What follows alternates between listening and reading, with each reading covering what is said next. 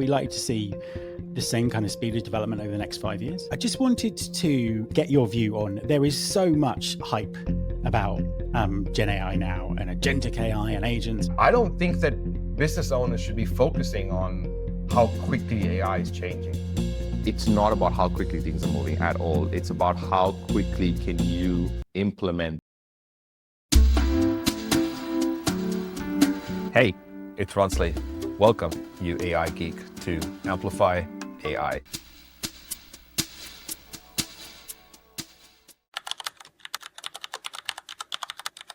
I think anyone in any capacity would be surprised at the speed at which it's happened. This was just a theory. The blockchain was just a theory. Wow. We had an idea of what could happen in a decentralized system, but we didn't have fast enough computers. We didn't have, that much data that we could store. Internet was not even fast enough. So there's all these limitations that didn't allow or even allow us to conceptualize this far ahead. However, if you know the curve of adoption, not only adoption, but the curve of how much computing power you can fit into a small inch is an exponential curve. So there's massive improvements that have happened over the last few years.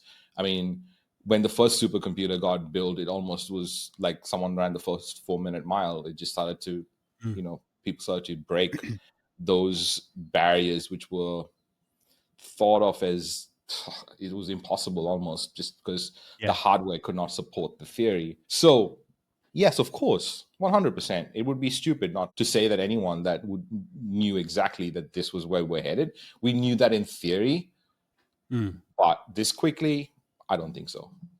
And do you think that this sort of kind of incredible sort of pace of change, this vertical curve we're going up with, is that sustainable? Are we likely to see the same kind of speed of development over the next 5 years? I think it is sustainable. I think the only thing that doesn't allow it to be sustainable is humans' need for not wanting to change. It's probably the only thing that will that's interesting. Yeah, that will come in the way. But in terms of what is possible, if you look at Industrial Revolution and how much we do with machines already, but we don't even remember. We just think it's normal. It's not normal to control the temperature of a room. We just take a lot of these things for granted. Yes, it is sustainable because it's been gradually happening. It's just that we don't notice that it's happening. Yeah, that's a kind of a stunning point, actually, just in terms of how quickly we take things for granted. I just wanted to get your view on, there is so much hype about Gen AI now and agentic AI and agents and all this kind of stuff. Where's the line between hype and reality? Are things being overhyped? It's an annoying goddamn line, especially for me, hearing some people say really dumb stuff publicly. But it's the bro code of marketing, to fake it till you make it. So I don't know whether that part has changed. I think there's always going to be a bunch of people that will take that and use all these fancy words. Like there are people, I actually watched a really good friend of mine and very well-known entrepreneur put out a post about, we just built 3 agents in the last half an hour. No, you didn't. You built an assistant. If that is a big difference between an assistant and an agent. And so maybe to clarify for people listening, an assistant is someone that you hand over a task to and you say and guide and hold hands with, and you get your solution. An agent is, here's my task, get it done, and it'll find the best way to do it and do it with a checklist and create assistance to help the agent achieve. So it's agentic behavior, it's hands off. So of course there's a hype, yes. Yeah. And it's usually the marketers that are making the hype. I think the marketers are on one side making the hype, and then there's the media that's pulling everyone down, and there's somewhere in between is the entrepreneur's way to find their own space in this world. Because this will easily be the biggest conversation of our lifetime. There's no debate on that. It's going to change how we even educate our kids, right? It's changed everything. There is a kind of a real sort of debate at the moment about how much AI should or can do in the recruitment process. And I think that people are perhaps drawing the line in the wrong place. I think if you understand how AI has come together, there's a combination of neurology and psychology and physics and chemistry and math and computer science. There's about 8 or 9 different fields that come together to create AI, the field.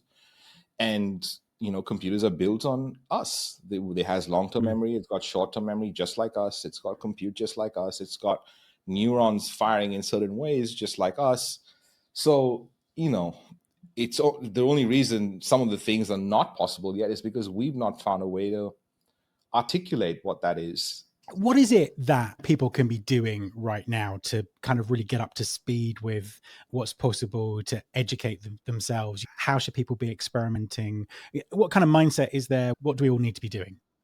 There's a very big question. I think just learning, just taking responsibility of the fact that, this is a new skill that you might not have. And just because you get a response out of ChatGPT or any AI doesn't mean it's the right response. So there's an element of knowing what you're doing and how you're asking, being more responsible of how this works and where it works is probably the first thing. The second thing is not necessarily to look at the new AI tools or the new AI news that's coming out all the time, but to build on whatever value piece you bring to the table. So if you've already spent, I think most people, you talk about the panic earlier, Matt, and the panic comes from, oh, I've spent 20 years of my life doing this. What if it goes away? Yeah. Rather than, oh, I've spent 20 years of my life doing this. I know more about this. And if I augment that 20 years that I have of experience with this artificial silicon-based intelligence, I could potentially be untouchable.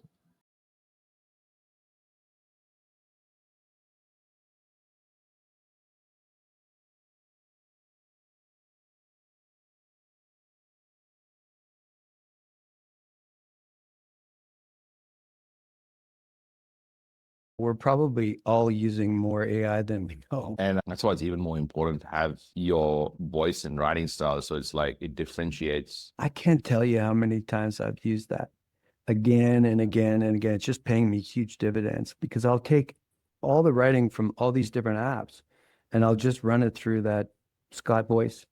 And people have said, wow, this is so you. And it's actually part of me.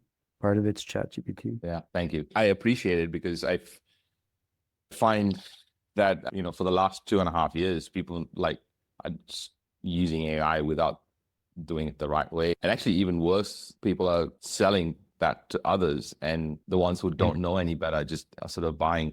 If you know what you're doing, you can probably get as good, if not much better results. It's not about how quickly things are moving at all. It's about how quickly can you implement the things that you haven't been able to implement in your business in the past. That's the simplest that I wanted to focus on. The only reason you're aware of all this new things in AI is because everyone's creating a new newsletter or there's new content going out and you're involved in it. These kind of breakthroughs have been happening in AI for ages. It's just that no one's known about it. It was happening in a silo. So now that everyone's on top of it, it just feels like it's happening so quickly. And don't get caught up in that. So don't get caught up in new API of OpenAI with agents that have been released yesterday and the day before yesterday. I don't think that business owners should be focusing on how quickly AI is changing.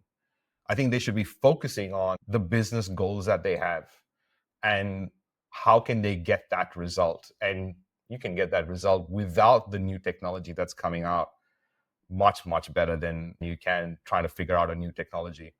If you're just learning AI, there's so much you don't know. I meet people every week who say, Ronsley, I am really good with AI. And then 5 minutes later, they're like, oh, I didn't even know you could do that. And I'm like, that's basic. That's basic. Like that's fundamental to how AI operates. So how are you going out and claiming AI expertise when you don't know these fundamentals? So, if someone's looking to kind of use AI properly, I think getting someone who knows what they're doing and how it actually works to use it in context of where they are in business. And that's going to make a huge difference just in general, just straight away, rather than you having to find out what prompts are working. And it's definitely not about the prompts. It's more about the process of how you get the result. That's why if you say this is the framework I'd like you to apply, you get a way better result because it knows what you're trying to achieve. Things are going to change. And I don't want to put like this nice veil over things and say that it's not. It's changing very quickly. And it's primarily because you can get the result faster, quicker, better. So why not use that? Why not like really make that the focus? I feel we get wrong is we allow AI to even disrupt our thinking of what focus looks like. And I'm asking everyone to not do that. I'm asking everyone, you already have your focus and stick with your focus, because as a leader, the only thing that you can potentially give everyone is focus, better than anything else. And give them that focus. Hey, it's Ronsley. Welcome, you AI geek, to Amplify AI.